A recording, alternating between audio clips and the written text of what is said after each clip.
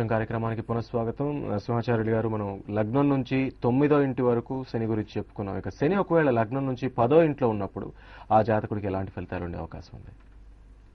అష్టమ శని వ్యతిరేక ఫలితాన్ని, అట్లాగే నవమ శని కూడా ప్రతికూల ఫలితాన్ని ఇచ్చినప్పటికీ ఇక్కడ ఓవరాల్గా మనం రవి నుంచి మనం వస్తున్నప్పుడు లగ్నం నుంచి ప్రతి సరి సంఖ్యలో ఉన్నటువంటి ఏ గ్రహమైనా ఉత్తమ ఫలితాలను ఇస్తుంది. అట్లాగే 10 కూడా, 8వ స్థానం కొద్దిగా సానుకూలంగా ఉన్న, 9 మరీ ఇబ్బందిగా ఉన్న, 10వ స్థానంలో శని ప్రభావం చేత వీరు మంచి విద్యావంతులుగా పుణ్యకార్యాలు చేస్తూ దైవ సంపత్తి కలిగి కేవలం ఆధ్యాత్మిక చింతనతోనే అనేక రకాలైనటువంటి దాన ధర్మాలు, దేవాలయ నిర్మాణాలు, మంచి కార్యదక్షత ఇత్యాది మంచి గుణాలు కలిగి ఉన్నతమైనటువంటి వ్యక్తులుగా తనను ఆశ్రయించిన వారికి ఎప్పుడు కూడా రక్షగా ఉండేటువంటి ఉత్తమ జాతకుడుగా చెప్పవచ్చు. అది స్త్రీ జాతకమైన పురుష జాతకమైన కూడా దశమ శని యోగకారకుడు. అయితే ఇక్కడ నిన్న కరీంనగర్ నుంచి ఒక కాలర్ ఫోన్ చేశారు. మీరు చూస్తున్నారండి, నాకు అష్టమ శని ఉంది, అష్టమ శనికి అపమృత్యుగండం ఉంది, నేను చనిపోతానని ఫోన్ చేశాడు. దానికి సమాధానం, అష్టమ శనితో పాటు ఇంకా ఏ గ్రహాలైనా ఆ ఇంట్లో ఉన్నాయా? గురుడు ఉన్నాడు. శని గురువుల కలయిక. ఇక్కడ శని తక్కువ డిగ్రీస్లో ఉన్నాడు, శని కంటే గురుడు అధిక డిగ్రీస్లో ఉన్నాడు. అప్పుడు ప్రధానంగా ఆ లగ్నానికి గురుడు ఎంతవరకు సపోర్ట్ చేస్తున్నాడు అంటే, అపమృత్యుగండము శని స్థానంలో ఉన్నటువంటి తండ్రిక, తండ్రి స్థానంలో ఉన్నటువంటి గురుడిక చూసుకున్నప్పుడు అటువంటి దోషాలు ఉండవండి. ఇప్పుడు ప్రస్తుతం మనం ఒక్కొక్క ఇంట్లో ఉన్నటువంటి చదువుతున్నాం. ఇదైన తర్వాత ఒక లగ్నంలో 2 గ్రహాలు ఉంటే ఎలా ఉంటుంది, 3 గ్రహాలు ఉంటే అది వరుసగా వస్తుంది, ఆరాటపడదని చెప్పాం. సో లగ్నం నుంచి 10వ స్థానంలో శని ఉన్న వారికి ఉత్తమ యోగాలు కలగడానికి అవకాశాలు ఉన్నాయి. పూర్తిగా దైవభావము, ధర్మభావము, ధార్మిక భావం కలిగి ఉంటారు. అంటే ఇక్కడ లగ్నం నుంచి 10వ ఇంట్లో కేవలం శని మాత్రమే ఉన్నప్పుడు ఈ ఫలితం ఉంటుంది, లేదా అంటే శని అధిక డిగ్రీలో ఉన్నప్పుడు ఈ ఫలితం బాగా ప్రస్ఫుటించే అవకాశం ఉంది. రైట్ సార్, ప్రసాద్ అనే కాలర్ సిద్ధంగా ఉన్నారు. ప్రసాద్ గారు. సార్ నమస్తే సార్. నమస్తే అండి, చెప్పండి. గురుగారికి నమస్కారం సార్. నా పేరు ప్రసాద్ అండి. మీరు నమస్కారం. నమస్కారం. వెయిట్ చేస్తున్నారా? 9వ తేదీ 10వ నెల 1971 సంవత్సరము రాత్రి 9:30 మీరు 40 ఏళ్లు దాటిన వారికి అదృష్టం కార్యక్రమంలో జాతకం చెప్పడం కుదరదండి. మీ ఇంట్లో పెద్దవాళ్ళు అంటే ఇన్ ద సెన్స్ మొదటి సంతానం ఎవరున్నారు వాళ్ళది చెప్పండి, వారి ఆధారంగా మీరు చెప్పే ప్రయత్నం చేస్తారు. 12వ తేదీ 7వ నెల 2000 సంవత్సరం. అవును సార్. రైట్. సో 71లో ప్రసాద్ గారు పుట్టున్నారు. అంటే సాధ్యమైనంత వరకు మేము 40 సంవత్సరాలు దాటిన వారికి మనం చూడటం లేదు. రాబోయేటువంటి నెక్స్ట్ వీక్లో మనకు శని ఆదివారాల్లో సో తొలిసారిగా మనం G24 ద్వారా ఫేస్ రీడింగ్ ప్రోగ్రామ్ మనం ఆరంభిస్తున్నాం. 40 సంవత్సరాలు దాటిన వారు తప్పనిసరిగా మీ యొక్క కార్డ్ సైజ్ ఫోటోని అదృష్టం G24@gmail.com మీరు పంపించండి. అందులో మీ డేట్ ఆఫ్ బర్త్ వివరాలు పెట్టండి. మీకు మంచి ఫలితాలు చెప్పే ప్రయత్నం చేస్తాం. మీ బాబు జాతక రీత్యా మీకు 1 సంవత్సరం 3 మాసాల నుంచి అనుకూల వాతావరణం కాదు. చేస్తున్నటువంటి ప్రతి పని కూడా అయిన వారే మీ కార్యక్రమాలకి ఆటంకం పరుస్తున్నారు. సాధ్యమైనంత వరకు స్థానచలనం చేయడం ద్వారా మంచి ఫలితాలు ఉంటాయి. మీరు రాబోయేటువంటి బుధవారం నాడు మీకు దగ్గరలో కృష్ణానది ఒకటి ఉన్నది, అట్లాగే తుంగభద్ర ఉన్నది. బుధవారం నాడు ఆకుపచ్చ జాకెట్ బట్టలో 1 అర కేజీ పెసలు మూటగట్టి నదిలో స్నానం చేసి తప్పనిసరిగా మీరు స్నానం చేయండి, మీకు మంచి ఫలితాలు ఉంటాయి. విశేషించి మకర, కుంభ, మీనరాశుల వారు రేపు బుధవారం నాడు తప్పనిసరిగా మీకు దగ్గరలో ఉన్నటువంటి ఏదైనా నదిలో మరొకసారి మకర, మీన, కుంభరాశుల వారు మీకు దగ్గరలో ఉన్నటువంటి ఏదైనా జీవనదిలో బుధవారం నాడు తప్పనిసరిగా పెసలు ఆకుపచ్చ వస్త్రంలో కలిపి నదీమ తల్లికి దానం చేయడం ద్వారా మీకు బుధుడు యోగకారకుడుగా మారబోతున్నాడు. సో దీన్ని దృష్టిలో పెట్టుకుని మనం ఆచరణ యోగ్యమైన పనే మనం చెప్పాలి కాబట్టి తప్పనిసరిగా రేపు బుధవారం నేను కూడా కర్నూలు కృష్ణానదిలో తప్పనిసరిగా అమ్మకి ప్రసాదం అందించే ప్రయత్నం చేస్తున్నాం.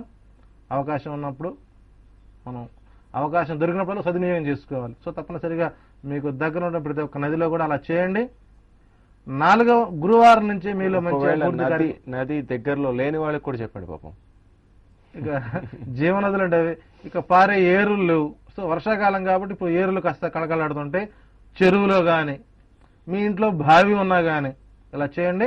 తప్పనిసరిగా మకర కుంభ మీన రాశి వారు అందరం కూడా రేపు కర్నూలులో గాని పెబ్బేరులో గాని కలిసే ప్రయత్నం చేద్దాం. తప్పనిసరిగా నది దగ్గరలో ఉన్న వాళ్ళు కూడా బావిలో కలిపే ప్రయత్నం చేస్తే అది కూడా చెప్పండి, మంచి ఫలితమే. పర్వాలేదా? అంటే ఇక్కడ సందేహం ఏంటంటే ఊరే నీరు అంటే ఇక్కడ మంచి నీరు అంటే అర్థం కాల, పడే నీరా పారే నీరా ఊరే నీరా అని. ఇదే రామాయణంలో రాముడు అడుగుతాడు, ఆంజనేయ మంచినీళ్ళు తీసుకురా అంటాడు.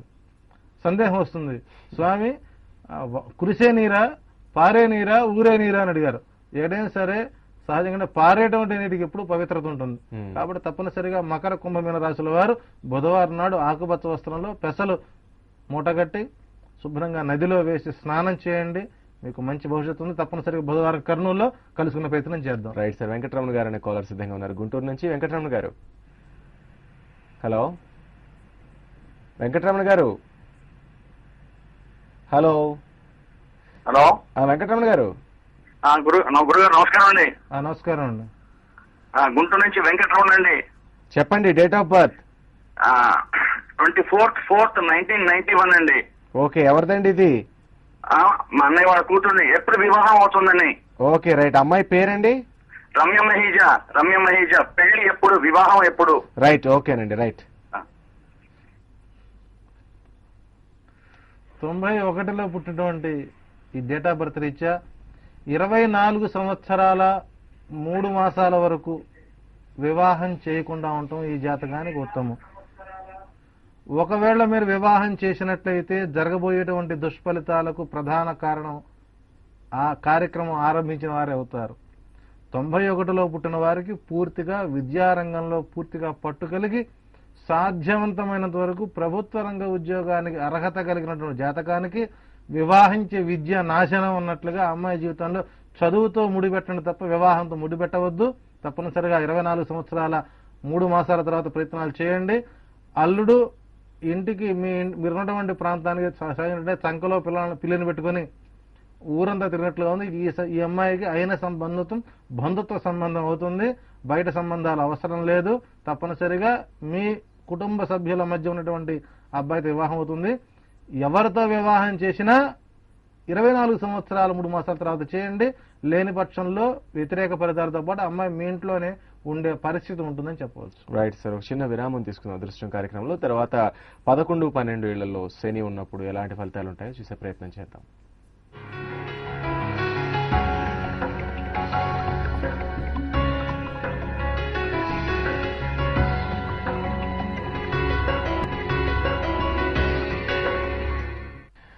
వెల్కమ్ బ్యాక్ టు అదృష్టం కార్యక్రమం.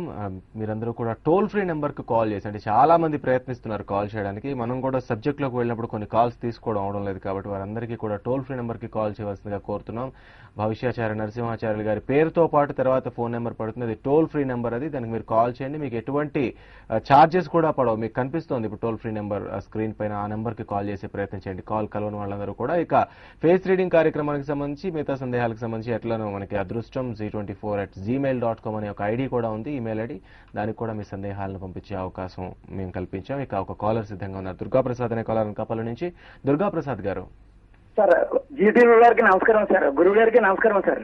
మీ ఇంట్లో దుర్గాప్రసాద్ అనకాపల్లి నుంచి మాట్లాడుతున్నాను. అనకాపల్లి నుంచి కాల్ చేస్తున్న దుర్గాప్రసాదరావు గారు. ఇంట్లో ఉన్న వాళ్ళందరికీ జీటీవీ నుంచి నమస్కారాలు. చెప్పండి సార్. Thank you sir. చెప్పండి. నా గురించి తెలుసుకుందాం సార్. నా పేరు Durgaprasada Rao. Right. Me date of birth చెప్పండి. మీ డేట్ ఆఫ్ బర్త్ చెప్పండి. 6వ తేదీ జూన్ 1972 సంవత్సరం మధ్యాహ్నం 2:30 పుట్టాను సార్. మీరు నిన్నే పుట్టినట్టున్నారుగా సార్? నిన్నే కదా పుట్టారు మీరు?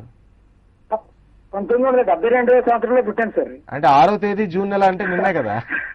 అవును సార్, అవునండి. రైట్. కానీ వివాహం గురించి మీరు తెలుసుకున్నాం సార్. మీరు అదృష్టం కార్యక్రమాలని ఇన్ని రోజుల నుంచి చూస్తున్నారు కదా, 72 అంటే 40 ఏళ్ళు దాటిన వాళ్ళకి గురువు గారు జాతకం చెప్పరని తెలియదా మీకు? అంటే మరి ఇంకా వివాహం కాపాడడం వల్ల అడుగుదాం సార్ గురువు ఓహో, గారు. ఇంకా వివాహం కాకపోవడం వల్ల. సరేనండి, మీ రిక్వెస్ట్ గురువు గారు మన్నించారు, ఖచ్చితంగా చెప్తారు. Thank you sir. రైట్. 72లో పుట్టినటువంటి మీ జాతకంలో బుధ శుక్రుల కలయిక, దీన్ని నీచ సన్యాస యోగం అంటారు. వివాహం చేసుకోవాలని ఉంటుంది కానీ సంబంధం కుదరదు. మంచి అమ్మాయిని చూస్తారు, చేసుకోవాలనుకుంటారు, వాళ్ళు వెనక్కి వెళ్ళిపోతారు.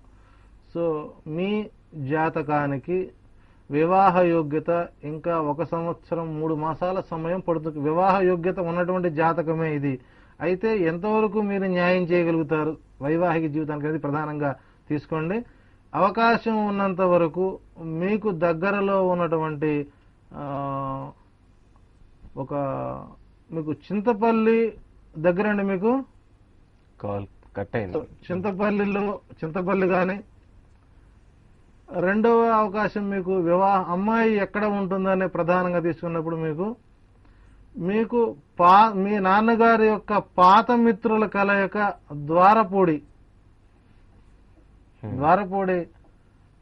స్టేషన్లో తప్పనిసరిగా మీకు సంబంధం కుదురుతుంది. 2014 మార్చి 27వ తారీఖున మీ అదృష్టవశాత్తు ద్వారపూడి రైల్వే స్టేషన్ లో మీకు వివాహం కుదురుతుంది. ఇక నుంచి ఆయన ప్రతి వారం ఒకసారి రాజమండ్రి వెళ్తారేమో. 2014 మే వరకు ఆగమంటారు. అంటే ఇప్పుడే కుదిరి అప్పుడు అవుతుందేమో ఇలా జరుగుతుందని ప్రేక్షకులు చాలా మంది సందేహాలు ఉన్నప్పుడు దానికి మనం ఒక కలైతే మనం వారి అనుభవం చెప్పించాం. ఇదే ప్రోగ్రామ్ లో ఒక రోజున శ్రీరామ్ గారితో మేము ప్రోగ్రాం చేస్తున్నప్పుడు కాళహస్తిలో ఉన్నటువంటి స్వర్ణముఖి నది ఒకటి 7వ మెట్టు దగ్గర సంబంధం కుదురుతుంది అన్నప్పుడు వాళ్ళు అనుకోకుండా, వాళ్ళు ఊహించకుండా అక్కడ వెళతాం. ఆ సందర్భంలో వారి నాన్నగారి పాత మిత్రులు కలగడం, ఇవి కొన్ని అదృష్టం వస్తే ఆ రకంగా అప్పుడు ఆ అమ్మాయికి 26 సంవత్సరాల వయసు వచ్చి వాళ్ళు ఇబ్బంది పడే సందర్భంలో కూడా పెళ్ళయింది. కాబట్టి మీకు ద్వారపూడి స్టేషన్ లో మీ నాన్నగారి యొక్క పాత మిత్రుల కలయిక ద్వారా మీకు సంబంధం కుదురుతుంది. అయితే ఆల్రెడీ వారికి వివాహం జరిగి ఉంటుంది, జరిగి సంతానం లేకుండా ఉంటుంది. అందుకు సిద్ధపడితే మీరు ప్రయత్నం చేయండి, మీకు వివాహం అవుతుంది. అలా చేసుకోవడం కూడా మంచి గౌరవంగానే ఉంటుందని చెప్పాలి. Right sir. ద్వారపూడి వెళ్ళమన్నారు కాబట్టి పక్కన ఉన్న అయ్యప్ప స్వామి టెంపుల్ కూడా దర్శనం చేసుకోమని మనం కూడా చెప్తాం. సో ఇది ఇవాళ అదృష్టం కార్యక్రమం. ధన్యవాదాలు నరసింహాచార్యులు గారు. రేపటి అదృష్టం కార్యక్రమంలో మళ్ళీ కలుసుకునే ప్రయత్నం చేద్దాం. చూస్తూనే ఉండండి 24 గంటలు.